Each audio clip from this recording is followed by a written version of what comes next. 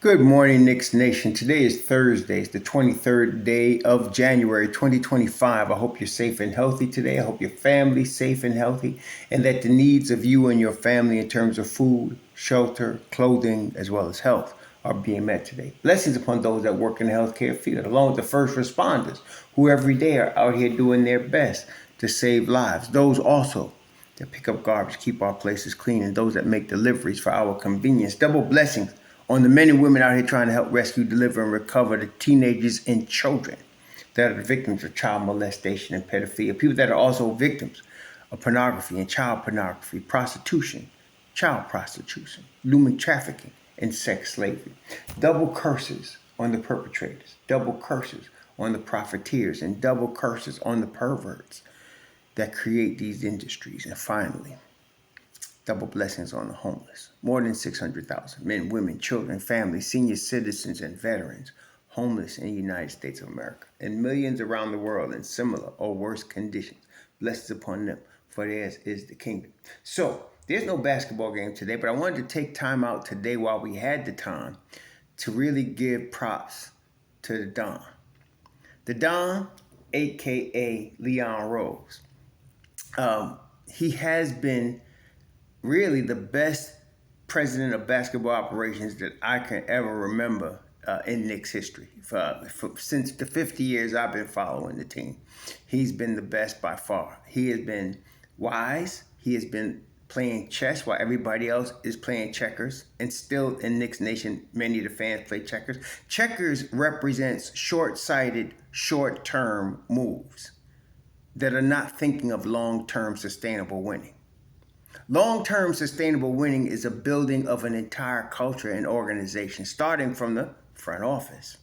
Examples of long-term sustainable winning are the San Antonio Spurs, the Miami Heat, the Boston Celtics, the Los Angeles Lakers. In these scenarios, it starts with the front office and the decisions that the front office makes. In Leon Rose's case, coming from the arena of being an agent and a player representative, he has built the Knicks all over again. The Knicks were a laughing stock. 6 years ago, the Knicks were a laughing stock. They were laughing stock, winning 17 games, 20 games, 21 games in seasons. They were a laughing stock. It came close under Woodson, but that was basically for a year and a half. And it wasn't allowed to be sustained because more silly moves were made. Regardless of whose fault it is what it was, or it was what it was. Bad management, bad decision making, short-term thinking. As soon as Leon Rose took over, it became chess. And he started making moves. He started collecting assets. He started collecting so many assets that the short-term thinking checker players was wondering, when are you going to trade all these? What are we going to do with all these picks? Why do we keep having all these picks? And he started shopping opportunistically with the idea of long-term sustainable winning. In the NBA, it generally, starting from ground up, from when you are really a horrible team and organization, to build yourself into a contender for a title takes about 5 years, unless you take a shortcut. And that's been done. You get a couple of superstars, you pay them all your payroll, you put a whole bunch of rookies and minimum contract vets that's looking for their first ring, and you try to win like that. Now, it has happened, but generally the sustainable part is building with youth and developing your youth, and then getting a couple of veterans sprinkled in with who you develop, and now you have a long-term culture.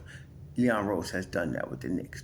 And in being patient and in thinking long-term, for example, Karl Anthony Towns, the top pick in his draft year, I forgot what year it was, but the top pick in his draft year, rated the number one player in that draft, drafted by the Minnesota Timberwolves. His mother and his father wanted him to play for the Knicks, but he wasn't drafted by the Knicks. He was drafted by the Minnesota Timberwolves, who had the number one pick that particular year. He didn't complain. He put his heart and soul into playing for Minnesota. He had resigned himself to retiring there, and they signed him to a long-term $200+ million deal in Minnesota. As things went on, Minnesota did not accomplish what they wanted to. They had Karl Anthony Towns and they had Andrew Wiggins. That was going to be their future building blocks. Things changed. They got the opportunity to get Rudy Gobert. They took it. They ended up still stinking, but they drafted Anthony Edwards, who is another baby Jordan in my view. Now they had a whole different situation. They added some important pieces to that, and they started winning again. To make that next level, they needed some more ancillary pieces, but they couldn't afford them. So they decided, instead of paying dollar for dollar taxes, they traded Gatto for a serviceable power forward in Julius Randle and a more than serviceable guard in Dante DiVincenzo and some picks, and they got the deal done. And Gatto ended up providentially almost being in New York. But it was the Don keeping his eye on Gatto and looking long term, seeing the year before the tax situation that Minnesota would have the year before anybody was even looking at it. And then he ended up pouncing on that situation and taking advantage of it. We also knew that if you can get OG Anunoby at the forward spot, you'd have a lockdown defender. We had RJ Barrett, but RJ was still in development. Okay, he still is, and he wasn't there yet. Whereas OG defensively was already there. They pulled the trigger. You had Emmanuel Quickley, who you drafted in the first round. You had a lottery pick in RJ, and you turned that into OG Anunoby and Precious Achiuwa, who are two mainstays for the New York Knicks right now. And they're both ready for their roles. And you still got upside with Precious. These are the type of moves. And then, of course, once Dallas messed up, and they messed up bad, see, we had Emmanuel Quickley, and I had no problem going forward with Emmanuel Quickley. I still think the Knicks would be contenders if Quick was the point guard. But Jalen Brunson was looking for an extension. Dallas didn't offer it. Then when he started balling, coming off the bench and playing in place of an injured Luka Doncic, it was known that Brunson could ball on the pro level. Now, it wasn't known that when he first came out of Villanova, which is why he was drafted in the second round, even though he had one in high school, he had one in college twice. That has happened before, and it doesn't necessarily mean an undersized, unathletic guard was going to make it, in the NBA. So there was doubts, but then he started balling, and they realized, oh, shoot, we got something here. And they offered him the $55 million, but by that time, both Jalen Brunson and his father, Rick, understood he can get more. And they did not sign that $55 million deal. And he was going to go into the end of that season as an unrestricted free agent. The Knicks pounced. They first hired Rick Brunson. And then, I don't know if y'all remember, but there was a large contingent in Dallas at the end of that season of Knicks brass. They had already got Rick Brunson. Now they were looking for his son. And they overwhelmed everybody, including myself, offering Jalen Brunson $100 million, which I thought at the time was too much. I thought 80 was the top area you might get for him. But they went all in. Smart move, though, as we look back and see it now. Because now Jalen Brunson's not only the guy with the ball, he's the captain. And he's the leader of the Knicks. So you have an inspired guy. I mean, inspired. He's playing for his mother and who's deceased, rest in peace to her, and his father. He's playing where he wanted to always be. And he's playing with joy that even they saying in Minnesota he didn't play with there. And you got the captain. And then you messed around and got the captain's buddy, Josh Hart. He saw Cam Reddish wasn't really getting it, him and Tibbs and the system wasn't really jiving. So he traded Cam and gets Josh Hart from Portland, who was dealt because C.J. McCollum ended up going to New Orleans. Now you got the Villanova crew. Then you mess around and add DiVincenzo to it. And then Kevin Durant decides he wants out in Brooklyn. So Phoenix sends him a package that includes Mikal Bridges.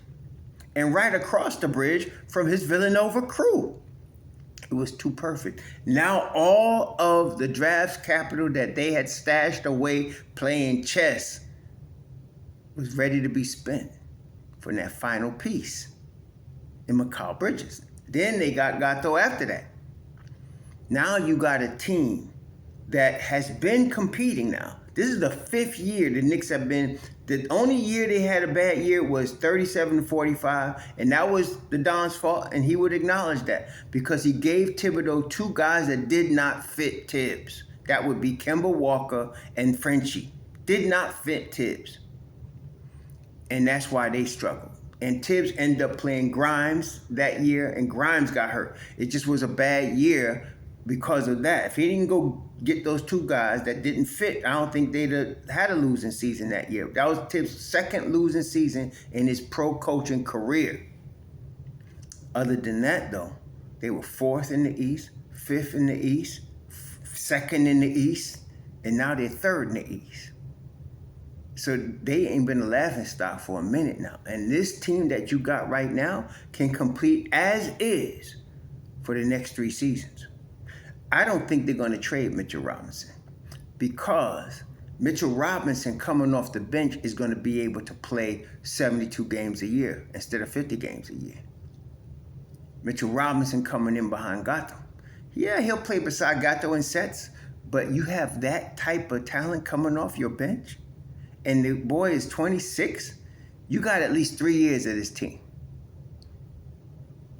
And now you add 3 years to the 4 that has already been accomplished, and you got 7 years. Guess what that is? Long-term, sustainable winning. What else do you have? A toughness in the culture. A togetherness of the team. It's been done now. It's rebuilt. And the Knicks are competing for a championship starting now. They really started last year. You know, if you didn't have the injuries you had, they would have been, they would have been in the ECF.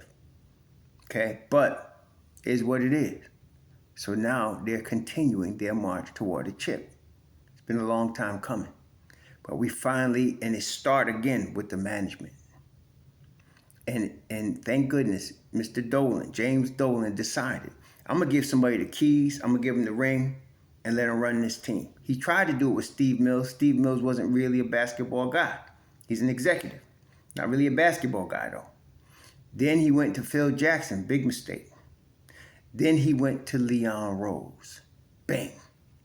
There it is. There it is. As Mike Breen would say, bang. There it is. And now you hit, and you got one. And then Rose goes, messes around, and hires crew from the scouting crew. He hires Brock Aller, the capologist. He hires Tom Thibodeau, tough, defensive. Always wanted to coach New York since he's from New Britain, Connecticut. Always wanted to be a Knicks coach. Was the assistant coach when Boston won it all. Was an assistant coach with Jeff Van Gundy and glad to do it. And he would have crawled on hands and knees to get this job, and he got it. This is Tibbs' dream job, which is why I am unapologetically Tibbs Hive. There's 3 players on my channel. You come and speak anything negative, you're going to get got. I keep saying that, but some of you ignorant knuckleheads got to do it anyway. But you can't say nothing about Tibbs. You can't say nothing about Mitch Rob, and you damn sure can't say nothing about Deuce McBride. 3 dudes that are my dudes. You can't come in here. This is the Hive for them. Unapologetically. And if you don't like it, go to some other channel where they get clicks for being negative. Not me. Not here. I've been waiting too long for us to get what we got right now. A long-term, sustainable winning culture with a team to match and a front office to match. No, we here. And so, we may or may not win it this year, but we're going to be in contention for it. And I tell you what, same crew coming back next year with a healthy Mitchell Robinson coming off your bench, they're going to be favored again because it's now long-term sustainable winning. So it was patience, opportunistic, and chess that built what we got. Thank you. Y'all enjoy your Thursday. Shalom.